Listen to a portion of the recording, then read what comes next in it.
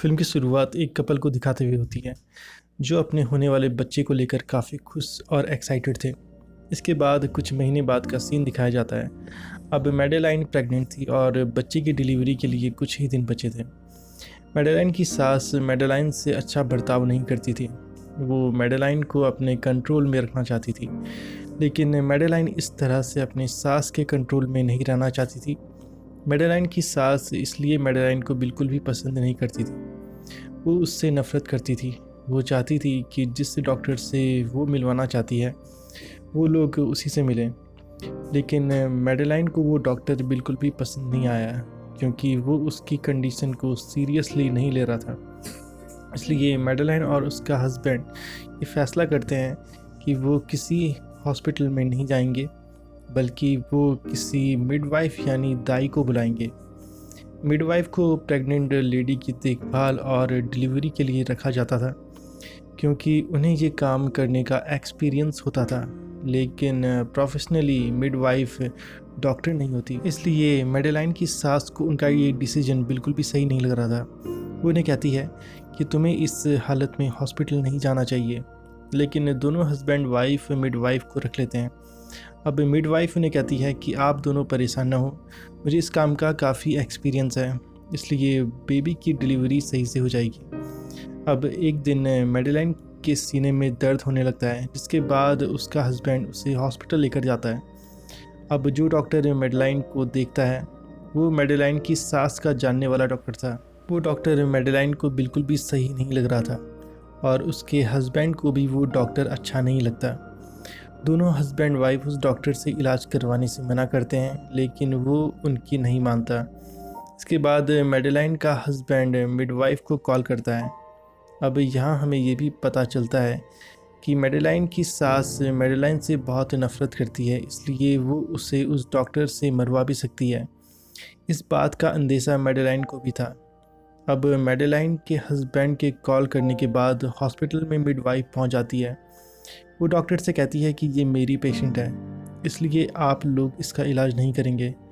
इसके बाद जब रात में मैडेलाइन और उसका हस्बैंड घर आ रहे होते हैं तो रास्ते में उनकी कार का एक्सीडेंट हो जाता है, जिसमें मैडेलाइन के हस्बैंड की मौत हो जाती है। इस एक्सीडेंट में मैडेलाइन का भी काफ़ी खून बह जाता है और वो बहुत घायल थी। वो मिडवाइफ को कॉल करके मदद के लिए बुलाती है। इसके बाद मिडवाइफ उसे अपने घर लेकर आ जाती है। मैडेलाइन अपने हस्बैंड की मौत से बहुत टूट गई थी।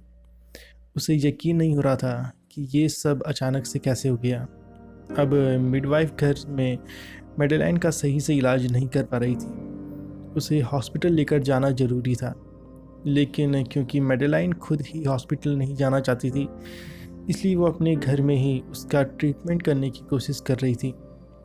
अब अपने एक्सपीरियंस और नॉलेज से मिडवाइफ ये समझ जाती है कि एक्सीडेंट में मैडेलाइन का बच्चा मर गया है।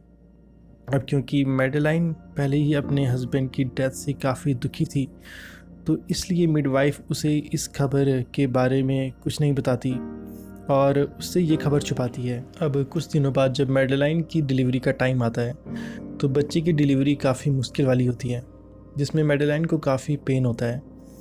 अब क्योंकि बच्चा तो पहले ही डेड था, इसलिए मिडवाइफ ये देखकर रोने लगती है। इसके बाद मैडेलाइन अपने बच्चे को हाथों में उठाती है और बार बार कहती है कि प्लीज़ वापस आ जाओ। अब यहाँ पर एक चमत्कार होता है कि वो बच्ची ज़िंदा हो जाती है। ये देखकर मिडवाइफ शॉक्ड रह जाती है क्योंकि ऐसा पहले कभी नहीं हुआ था, ये इम्पॉसिबल था। मैडेलाइन अपनी बच्ची को देखकर मुस्कुराती है और उसका नाम ग्रेस रखती है। अब क्योंकि मिडवाइफ को पता था कि ये बेबी तो बहुत दिनों पहले ही मर गया था, तो इसलिए उसे ये सब ठीक नहीं लग रहा था। वो मैडेलाइन से कहती है कि तुम्हें हॉस्पिटल जाकर अपना और बेबी का चेकअप कराना चाहिए, लेकिन मैडेलाइन इसके लिए तैयार नहीं होती। इसके बाद कुछ महीनों बाद का सीन दिखाया जाता है, जिसमें मैडेलाइन को अपने बच्चे की देखभाल करते दिखाया जाता है। वहीं दूसरी तरफ मैडेलाइन की सास को दिखाया जाता है, जो मैडेलाइन के हस्बैंड यानी अपने बेटे की मौत से बहुत दुखी और अपसेट थी। अब वो मैडेलाइन से और भी ज़्यादा नफ़रत करने लगी थी और अब वो अपनी ग्रैंड डॉटर को अपने पास से लाना चाहती थी। इसके लिए वो काफ़ी कोशिश करने लगी थी। वहीं दूसरी तरफ मैडेलाइन दिमागी तौर पर काफ़ी कमज़ोर हो गई थी। वो जिस वक्त ग्रेस के बालों को ब्रश कर रही होती है तो मैडेलाइन दिमाग से और कहीं खोई हुई होती है, जिससे ब्रश में ग्रेस के काफ़ी बाल आ जाते हैं, जिससे ग्रेस के सिर में घाव भी हो जाता है। और जिस टाइम वो ग्रेस को नहला रही होती है तो उस दौरान भी वो ग्रेस को जख्मी कर देती है। अब यहाँ पर एक और बात गौर करने वाली थी कि ग्रेस के चारों तरफ हर समय मक्खियाँ होती थी। ये देखकर मैडेलाइन को बिल्कुल भी अच्छा नहीं लगता था, इसलिए मैडेलाइन ग्रेस को नेट से कवर कर देती है, लेकिन मक्खियाँ इसके बाद उस नेट को ही घेर लेती है। ये मक्खियाँ केवल ग्रेस की तरफ ही आ रही थी। इसके बाद अगले दिन मैडेलाइन खिड़कियों को बंद कर देती है और उन्हें सील भी कर देती है। ग्रेस के साथ स्ट्रेंज ये भी था कि वो दूध तो पीती थी लेकिन उसे पचा नहीं पाती थी, वो उसे बाहर फेंक देती थी। ये देखकर मैडेलाइन काफ़ी परेशान हो जाती थी क्योंकि काफ़ी दिनों से उसने दूध नहीं पिया था। वहीं दूसरी तरफ मैडेलाइन की सास अपनी ग्रैंड डॉटर को मैडेलाइन से छीनने का प्लान बना रही होती है। अब एक दिन जब मैडेलाइन ग्रेस को दूध पिला रही होती है तो वो देखती है कि ग्रेस दूध पीने के बजाय उसी को जख्मी कर उसका खून पी रही है। अब मैडेलाइन ये देखकर भी अनदेखा कर देती है क्योंकि वो ग्रेस को खोना नहीं चाहती थी। वो उससे बहुत प्यार करती है, इसलिए वो उसे खुद को घायल करने देती है। और मैडेलाइन हॉस्पिटल भी नहीं जा रही थी क्योंकि उसे ये डर था कि डॉक्टर उसकी बेटी को उससे छीन लेंगे। लेकिन मैडेलाइन को ये पता ज़रूर चल गया था कि ग्रेस एक नॉर्मल बच्ची नहीं है और उसकी भूख दूध से पूरी नहीं होती। वो खून पीना पसंद कर रही है, उसका पेट खून पीने से भर रहा है। ग्रेस से काफ़ी अजीब सी स्मेल भी आती थी। मैडेलाइन ने उसे कई बार नहलाया भी, लेकिन उसकी बॉडी से वो स्मेल नहीं जा रही थी और मक्खियाँ भी उसके पास से नहीं हटती थी। अब अगले दिन जब मैडेलाइन शॉपिंग कर रही होती है तो उसे कच्चे मीट का पैकेट दिखता है।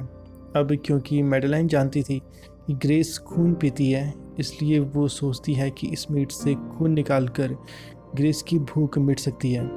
इसलिए वो उस मीट के पैकेट को खरीद लेती है और घर आकर उस मीट से खून निकाल लेती है और उसे बॉटल में भर लेती है। अब ग्रेस को ये जानवरों का खून पसंद नहीं आता और वो फिर से उल्टियाँ कर देती है। अब ये देखकर मैडेलाइन समझ जाती है कि ग्रेस सिर्फ इंसानों का ही खून पीती है। अब खून न मिलने से ग्रेस कमज़ोर और बीमार होने लग जाती है। मैडेलाइन इस बारे में किसी और को भी नहीं बता पाती क्योंकि उसे डर था कि अगर किसी और को ये पता चलेगा कि ग्रेस खून पीती है तो वो ग्रेस को या तो कैद कर लेंगे या फिर मार देंगे। अब ग्रेस ये चीज़ नोटिस करती है कि उसकी पालतू बिल्ली ग्रेस के लिए चूहे मार कर ला रही है। अब ऐसा लग रहा था कि जैसे उस बिल्ली को भी मालूम है कि ग्रेस खून पीती है। वहीं दूसरी तरफ मैडेलाइन की सास मैडेलाइन से अपनी ग्रैंड डॉटर को छीनने के लिए एक डॉक्टर से बात करती है। वो डॉक्टर को कहती है कि तुम मैडेलाइन को पागल साबित कर दो, इससे उसके पास अपनी ग्रैंड डॉटर को अपने पास रखने का अधिकार आ जाएगा। अब धीरे धीरे मैडेलाइन कमज़ोर होने लगी थी। वो इतनी कमज़ोर हो गई थी कि उसे चीज़ें धुंधली दिखने लगी थी और उसके हाथ भी कांपने लगे थे और वो सही से चल भी नहीं पा रही थी। अब अगले दिन जब डॉक्टर मैडेलाइन के घर आता है, जिसे उसकी सास ने पागल साबित करने के लिए भेजा था, अब क्योंकि मैडेलाइन की तबीयत पहले से ही ख़राब थी तो इसलिए वो डॉक्टर से मदद मांगती है, लेकिन वो अपने जख्मों के बारे में डॉक्टर को कुछ भी नहीं बताती। अब डॉक्टर मैडेलाइन को इंजेक्शन लगाता है, लेकिन उसी दौरान ग्रेस रोने लग जाती है। अब ग्रेस नॉर्मल बच्चों की तरह नहीं रोती थी, उसकी आवाज़ काफ़ी अजीब और खौफनाक किस्म की थी। अब ये सुनकर वो डॉक्टर मैडेलाइन को रोकने के बावजूद ग्रेस को देखने जाता है। इसी दौरान मैडेलाइन पीछे से कोई चीज़ डॉक्टर के सिर में मार देती है, इससे डॉक्टर नीचे गिर जाता है। अब मैडेलाइन ये सोचती है कि क्यों ना डॉक्टर का ब्लड मैं ग्रेस को पिला दूँ। इसके बाद मैडेलाइन एक बॉटल में डॉक्टर का खून निकालती है, जिसे वो ग्रेस को पिलाती है। अब इस खून को ग्रेस बहुत ही मज़े से पीती है। इसके बाद मैडेलाइन डॉक्टर की लाश को बाथरूम में छुपा देती है। वहीं दूसरी तरफ मैडेलाइन की सास अपनी ग्रैंड डॉटर के घर आने की तैयारी कर रही होती है। वो बेबी के रूम को सजा देती है, उसके लिए वो मिल्क भी तैयार कर लेती है क्योंकि उससे पूरा भरोसा था कि डॉक्टर ग्रेस को ज़रूर लाएगा। पर काफ़ी समय बीतने के बाद भी जब डॉक्टर नहीं आता तो वो खुद मैडेलाइन के घर आ जाती है। उस समय मैडेलाइन डॉक्टर की लाश को छुपा रही होती है। उसी दौरान मैडेलाइन की सास ग्रेस को उठा लेती है और एक हैमर भी हाथ में उठा लेती है। अब मैडेलाइन जब ग्रेस के रूम में आती है तो वो अपनी जगह पर नहीं होती। फिर वो सीढ़ियों पर अपनी सास को दिखती है जो ग्रेस को लेकर जा रही होती है। मैडेलाइन अपनी सास से काफ़ी रिक्वेस्ट करती है कि ऐसा मत करो, मेरी बेटी मुझे वापस दे दो, लेकिन उसकी सास नहीं मानती और मैडेलाइन पर हथौड़े से हमला करती है, जिससे मैडेलाइन नीचे गिर जाती है। अब जैसे ही उसकी सास उसे देखने उसके नज़दीक आती है, तभी मैडेलाइन उसके गले को काट लेती है और उसी हैमर को अपनी सास के सर पर मार देती है। तभी वहाँ पर मिडवाइफ भी आ जाती है। वो ये सब अपनी आंखों से देख लेती है। अब फिल्म के लास्ट में मिडवाइफ को दिखाया जाता है जो कहीं जा रही होती है। उसके साथ मैडेलाइन की कैट मैडेलाइन और ग्रेस भी थी।